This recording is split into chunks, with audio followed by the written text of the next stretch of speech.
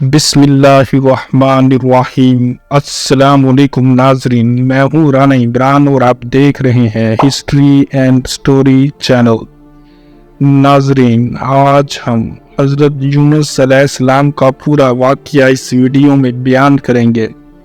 قرآن پاک کی 6 سورتوں میں آپ کا ذکر موجود ہے اور بائبل میں آپ کا نام یونا نبی کے نام پر ذکر کیا گیا ہے۔ ویڈیو شروع کرنے سے پہلے آپ دوستوں سے گزارش ہے، اگر آپ چینل پر نئے آئے ہیں تو چینل کو سبسکرائب کر دیں اور بیل آئیکن کو پریس کر دیں تاکہ نئی آنے والی ویڈیو کے نوٹیفیکیشن بآسانی آپ تک پہنچ جائیں۔ تو ناظرین، ویڈیو شروع کرتے ہیں۔ حضرت یونس علیہ السلام دریائے دجلہ کے بائیں کنارے پر آباد عراقی شہر موصل میں پیدا ہوئے۔ آپ علیہ السلام حضرت ہود علیہ السلام کی اولاد میں سے تھے۔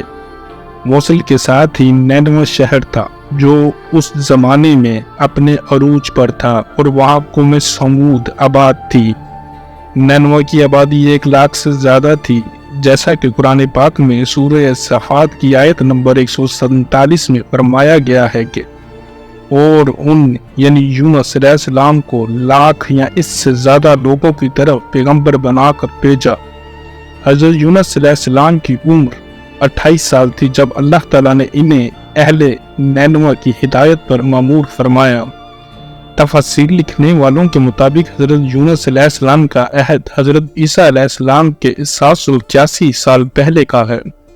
قرآن پاک کی 6 سورتوں میں آپ کا ذکر آیا ہے: سورہ نساء، سورہ انعام، سورہ یونس، سورہ صفات، سورہ الانبیاء اور سورہ قلم۔ ان میں پہلی 4 سورہ مبارکہ میں حضرت یونس کا نام اور باقی 2 میں ذو-النون اور صاحب الحوت یعنی مچھلی والا کہہ کر ذکر کیا گیا ہے۔ نون بڑی مچھلی کو کہتے ہیں، چونکہ آپ علیہ السلام کئی دن ایک مچھلی کے پیٹ میں رہے اس لیے مچھلی والا کہا گیا۔ قرآن کریم کی 10ویں سورت آپ علیہ السلام کے نام پر ہے، یعنی سورہ یونس۔ حضرت یونس علیہ السلام ایک عرصے تک نینوے کے لوگوں کو توحید کی دعوت اور بت پرستی سے روکتے رہے، مگر قوم نے ان کی دعوت قبول کرنے سے انکار کر دیا۔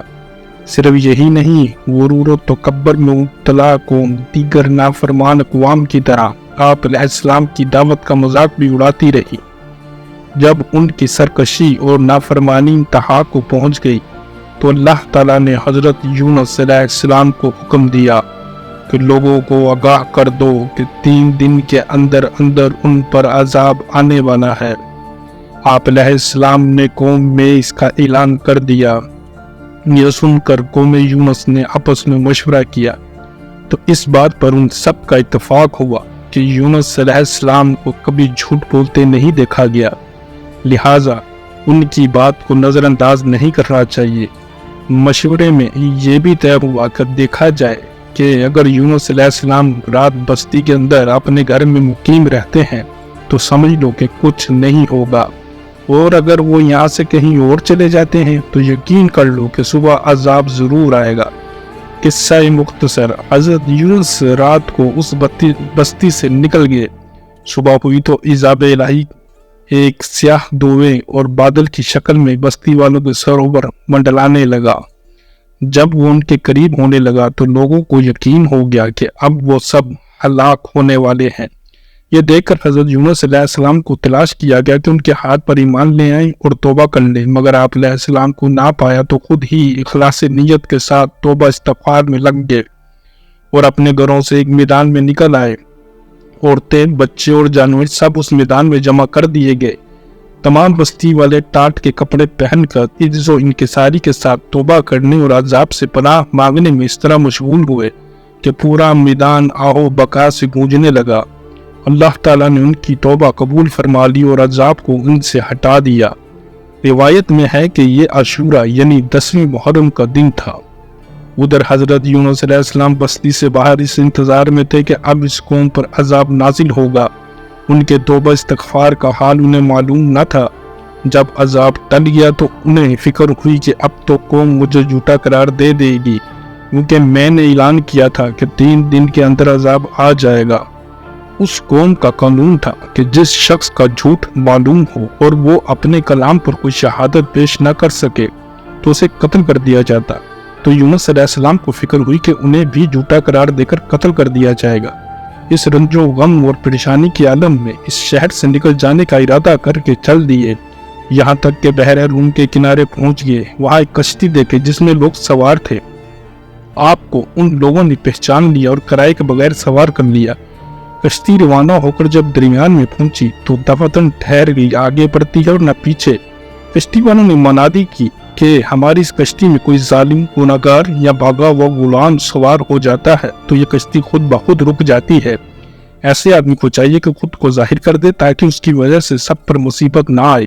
इस पर हजरत यूनुस अलैहिस्सलाम बोल उठे कि वो भागा हुआ गुलाम गुनाहगार मैं ही हूँ, क्योंकि अपने शहर से निकलकर कश्ती में सवार होना एक तबई खौफ की वजह से था, इज़्न इलाही न था। और अल्लाह ताला के हुक्म के बगैर यूं चले आने को हजरत यूनुस अलैहिस्सलाम की पैगम्बराना शान ने गुनाह करार दे दिया कि पैगम्बर की कोई नकलो हरकत बिला इज़्न इलाही नहीं होनी चाहिए थी। बहरहाल आप अलैहिस्सलाम ने फरमाया कि मुझे दरिया में डाल दो तो तुम सब अजाब से बच जाओगे, मगर कश्ती वाले इस पर तैयार न हुए, बल्कि उन्होंने कुरान अंदाजी की ताकि जिसका नाम निकले उसे दरिया में डाला जाए। लेकिन कुरान अंदाजी में भी आप अलैहिस्सलाम ही का नाम निकल आया। लोगों को इस पर ताज्जुब हुआ तो कई मरतबा कुरान अंदाजी की गई और हर मरतबा आप अलैहिस्सलाम का नाम आता रहा। कुरान करीम की सूरह सफ़ात की आयत नंबर 141 में इस कुरान अंदाजी और हजरत यूनुस अलैहिस्सलाम का नाम निकलने का जिक्र मौजूद है। हजरत यूनुस अलैहिस्सलाम को जैसे ही पानी में डाला गया, मछली ने फौरन उन्हें अपने पेट में ले लिया। हजरत अब्दुल्ला बिन मसूद रज़ी अल्लाह तआला ने फरमाया कि हजरत यूनुस अलैहिस्सलाम उस मछली के पेट में 40 रोज रहे। ये उन्हें जमीन की तह तक ले जाती और दूर दराज की मुसाफतों में फिराती रही। बाद अफरान ने 7, बाद में 5 दिन और कई एक ने मछली के पेट में रहने की मुद्दत चंद घंटे लिखी है।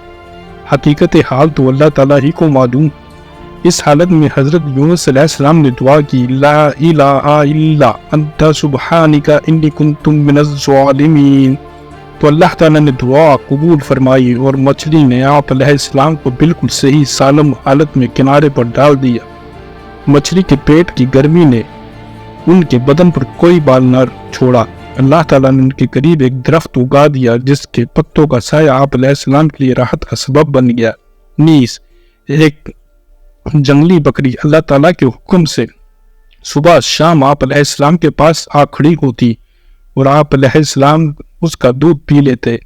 इस किस्से के जितने अज्जा कुरान पाक में मज़कूर हैं या अहादीस मुबारका से साबित हैं वो तो यकीनी है।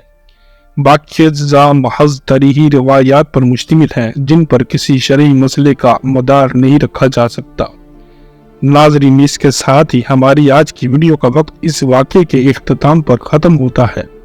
इंशाल्लाह फिर किसी दिलचस्प वीडियो के साथ हिस्ट्री एंड स्टोरी में आप दोस्तों से मुलाकात होगी। तब तक के लिए हिस्ट्री एंड स्टोरी की पूरी टीम को इजाज़त दीजिए। अल्लाह हाफिज़।